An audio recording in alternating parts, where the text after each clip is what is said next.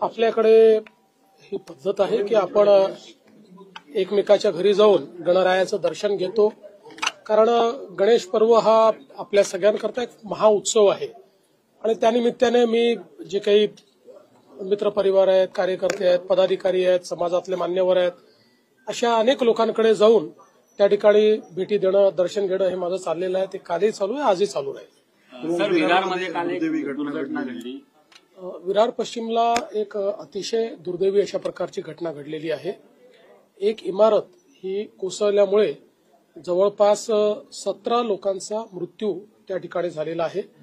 NDRF लगेच त्या ठिकाणी पाठवण्यात आली होती आणि त्यांनी सर्व प्रकारच्या टेक्नॉलॉजीचा उपयोग करून पहिल्यांदा असर्टन केलं किती लोक गेलेले आहेत, कुठे आहेत, आणि खालचे लोक काढायला किंवा ज्या बॉडीज आहेत त्या काढायला थोडा तिथे त्रास आहे, पण ती सगळी कारवाई त्यांच्या माध्यमातून चाललेली आहे. मुळातच या इमारतीला मे महिन्यामध्ये नोटीसही देण्यात आली होती आणि स्ट्रक्चरल ऑडिटचीही नोटीस देण्यात आली होती.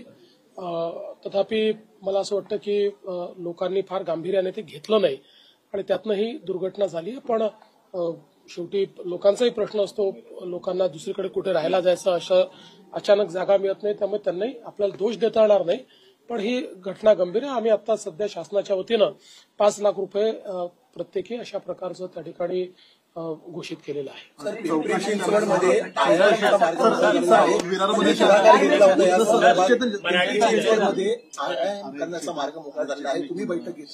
नाही, असं आहे की आपल्याकडे जे आयएम आहेत, स्पेशली जसं आयएम नागपूर आहे, तर आता देशातल्या अशा ज्या संस्था आहेत त्यांनी इतरत्रही शाखा काढावी अशी अपेक्षा आहे आणि त्या दृष्टीने आयएम नागपूरने पिंपरी चिंचवडमध्ये, पुण्यामध्ये शाखा काढण्याचं किंवा आयएम सेटअप करण्याचा एक प्रस्ताव दिला होता. आता त्यातले हळूहळू सगळे मार्ग मोकळे होत आहेत आणि लवकरच त्या ठिकाणी ते कॅम्पस आपल्याला पाहायला मिळेल. विरार को लेकर एक सवाल है, क्योंकि आपने जो अनाउंस किया वो अच्छा है, लेकिन वहाँ पर बहुत, मैं चूंकि वहाँ पर थे हम लोग, बहुत सारी बिल्डिंग है, इलीगल है, वहाँ पे लोग जिस दिशा में रह रहे हैं, बहुत बड़ा कंसर्न है सर. बिल्कुल कंसर्न की बात है. देखिए, वहां पर इलीगल बिल्डिंग्स भी है, डायलापिलेटेड बिल्डिंग्स भी है. अब इस पर्टिकुलर बिल्डिंग को भी नोटिस भी दिया गया था और स्ट्रक्चरल ऑडिट के लिए भी नोटिस दिया गया था. लेकिन कई बार क्या होता है, लोग गरीब है, लोगों को आप कितना भी कंपेल करो तो भी लोग सोचते हैं कि हम कहाँ जाएंगे, या फिर वहां से उनका एक प्रकार से जो व्यवसाय वगैरह होता है वो जुड़ा हुआ होता है, तो आप दूसरी जगह भी दो तो लोग तुरंत जाना नहीं चाहते. तो ये सारी प्रोसेस बड़ी कठिन है, लेकिन मुझे ऐसा लगता है कि ऐसे मामलों में थोड़ी कड़ाई भी हमको दिखानी पड़ेगी, क्योंकि लोगों की जान ये ज्यादा महत्व की है. बिल्डर के ऊपर कोई कार्रवाई की जाएगी जो वो तो अभी सारी उसकी मतलब जो तफ्तीश है वो की जाएगी और कार्रवाई की जाएगी. सर, स्वस्तात घरं देण्याच्या नावाखाली विरार असेल, नालासोपारा असेल, वसई असेल, या भागात काही बिल्डर अनधिकृत बांधकाम करतात आणि अशा अनेक इमारती, अशा बिल्डरांवर भविष्यात कारवाई. आता तर आपण ते होऊ नये म्हणून मोठ्या प्रमाणात कारवाई केली आहे, पण या जुन्या बिल्डिंग्स आहेत, 15-20 वर्षापूर्वी झालेल्या अनेक अशा बिल्डिंग्स आहेत. आता त्याला रेग्युलराईज कसं करता येईल, त्याचं स्ट्रक्चरल ऑडिट कसं करता येईल, असं वेळोवेळी आपण करतो. मी आता महानगरपालिकेला पुन्हा सूचना दिलेल्या आहेत की त्यांनी तात्काळ अशा प्रकारच्या सगळ्या बिल्डिंगचं स्ट्रक्चरल ऑडिट सुरू करावं. महापालिका जर पाहिला असेल, त्याच्या कारभारावर सातत्याने प्रश्नचिन्ह उपस्थित केले जात होते. तुम्ही काही वेगळी याची चौकशी लावणार आहात का? निश्चितपणे चौकशी करूच. आपल्याला माहिती आहे की आम्ही वसई विरारच्या संदर्भात अतिशय कडक भूमिका घेतलेली आहे आणि आता तर ईडीने देखील जी कारवाई केली आहे ती आपल्या सर्वांसमोर आहे. एक प्रकारे या शहराला पूर्णपणे त्या ठिकाणी समाप्त करण्याचं, म्हणजे तिथलं इन्फ्रास्ट्रक्चर खराब करणे, प्रचंड बोकाळलेला भ्रष्टाचार, अशा सगळ्या गोष्टींनी हे शहर ग्रसित आहे. त्यामुळे त्यातनं आता त्याला बाहेर काढायचा प्रयत्न आम्ही करतो. राज ठाकरेंच्या घरी पहिल्यांदा काल उद्धव ठाकरे गेले होते गणपती दर्शनाला. चांगली गोष्ट आहे, मला फार आनंद झाला ते गेले. मराठ्याचं देखील आंदोलन सुरू आहे. दुसरीकडे ओबीसी मोर्चा देखील आहे, ते आता आंदोलन साखळी उपोषण करणार असं देखील त्यांनी घोषणा केलेली आहे. त्यामुळे माझी दोन्ही समाजाला माझी विनंती आहे की शासन दोन्ही समाजाच्या हिताचा विचार करेल. कुठल्याही समाजाला दुसऱ्या समाजासमोर आणण्याचा शासनाचा हेतू नाही.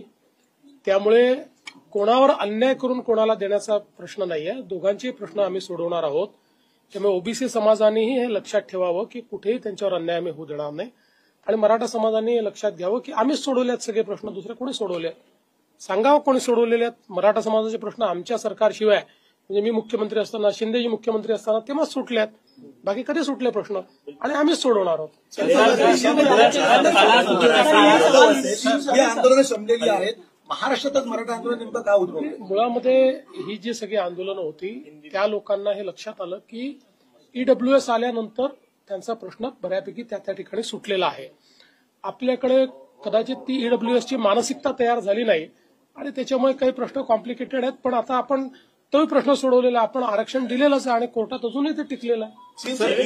राहुल गांधी ने आरक्षण का जो मुद्दा हो रहा है, आपको न्याय की लड़ाई से ज्यादा ये शक्ति प्रदर्शन ज्यादा लग रहा है अननेसेसरी का, क्योंकि जिस परिप्रेक्ष्य में हो रहा है उसको ध्यान में त्योहार है। देखिए, हमारा बहुत सीधा और साफ कहना है, लोकतंत्र में सभी को अपने अपने व्यूज रखने का अधिकार है, आंदोलन करने का भी अधिकार है. कोई भी आंदोलन जब तक डेमोक्रेटिक है, लोकतांत्रिक है, हमको उससे कोई शिकवा गिला नहीं है. हर लोकतांत्रिक आंदोलन के साथ हम लोग लोकतांत्रिक बर्ताव ही करेंगे और चर्चा के माध्यम से ही प्रश्न छुड़ाने का प्रयास करेंगे. लेकिन ये बात भी उतनी सही है कि ये आंदोलनकारी जो जिस प्रकार से आंदोलन कर रहे हैं उसमें मैं ये समझ नहीं पा रहा हूं कि हमने जब ऑलरेडी जो मराठा समाज है उसको आरक्षण दिया है और अब मराठा समाज को ओबीसी में आरक्षण दो ऐसा कहा जाता है. ओबीसी में ऑलरेडी 350 जातियां है, मराठा समाज को तो 10% अलग से रिजर्वेशन दिया गया है. तो ठीक है, फिर भी सबकी बात समझ लेंगे. राहुल गांधी पीएम मोदी माता जी के ओबीसी मध्ये बऱ्याच जाती आहेत आणि त्याच्यानंतर देखील मराठा पुन्हा एकदा ओबीसी मध्ये समाविष्ट करून घेण्यासाठी मागणी. असं आहे, पहिल्यांदा तर मी सांगतो की आमची पहिल्या दिवशीपासून भूमिका आहे, लोकशाहीमध्ये सगळ्यांना आपली मतं ठेवण्याचा अधिकार आहे, लोकशाहीमध्ये आंदोलन करण्याचा अधिकार आहे. लोकतांत्रिक पद्धतीनं जेवढी आंदोलनं होतील त्याला आमची ना नाही, त्याला आम्ही सामोरं जाऊ, आवश्यक तेवढी चर्चा करू, लोकशाहीच्या चौकटीत त्याच्यावर काय जे काही उपाय करता येतील ते उपाय आम्ही करू. एवढीच माझी अपेक्षा आहे की कुठलंही आंदोलन हे लोकशाहीच्या चौकटीबाहेर जाऊ नये. इथे तर माननीय उच्च न्यायालयाने चौकट आखून दिली आहे, त्यामुळे आता याची चौकट ही आमच्याही हातात नाही, ती उच्च न्यायालयाच्या हातात आहे. उच्च न्यायालयाने त्या संदर्भात काही नियम निकष तयार केले, त्या नियम निकषानुसार जर त्या ठिकाणी आंदोलन झालं तर आम्हाला काही अडचण नाही. राहुल गांधी जो है प्रधानमंत्री नरेंद्र मोदी की माता जी के ऊपर विवादित टिप्पणी की है, दरभंगा में उनके खिलाफ शिकायत हुई है पुलिस स्टेशन में, क्या कहें? मैं आपको बहुत साफ शब्दों में कहता हूं कि मैंने इससे पहले भी कहा था कि राहुल गांधी का दिमाग चोरी हो गया है, और जब दिमाग चोरी हो जाता है तो इस प्रकार की ओछी बातें लोग करते हैं. अब मुझे बताइए, आप राष्ट्रीय नेता कहलाते हो और इतनी ओछी बात करते हो, आपको राष्ट्रीय नेता कहलाने का क्या अधिकार है? और मुझे तो ऐसा लगता है कि जब किसी का दिमाग चोरी हो जाता है तो उसको इग्नोर कर देना चाहिए. ओबीसीमध्ये एवढ्या जागा आहेत, खरं तर ओबीसीमध्ये एवढ्या जाती आहेत, मराठ्यांना तुम्ही देखील 10% तुम्ही दिलं असं वारंवार सांगितलं जातं, सरकारच्या वतीने दिलं देखील आहे, तरी देखील का नेमकं की किती? आता मला त्याचं उत्तर तर जे मागणी करतात तेच देऊ शकतात. आज आपल्याला माहिती आहे की जवळपास 350 जाती ओबीसीमध्ये आहेत, आणि आपण बघितलं तर समजा आता मेडिकलच्या ऍडमिशनचं बघितलं तर मेडिकलच्या ऍडमिशनमध्ये ओबीसीचा कट ऑफ एससीबीसीच्या वर आहे आणि एससीबीसीचा कट ऑफ ईडब्ल्यूएसच्या वर आहे. त्याच्यामुळे ही जी काही मागणी आहे त्यांनी नेमकं किती भलं होणार आहे याची मला कल्पना नाही. आपण जर नीट आकडेवारी बघितली तर मराठा समाजाच्या हिताचं काय आहे हे आपल्या लक्षात येईल.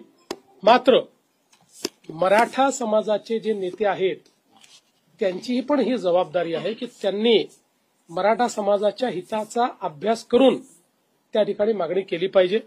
एक गोष्ट निश्चित आहे की जर एससीबीसी असेल किंवा ईडब्ल्यूएस असेल तर राजकीय आरक्षण मिळणार नाही.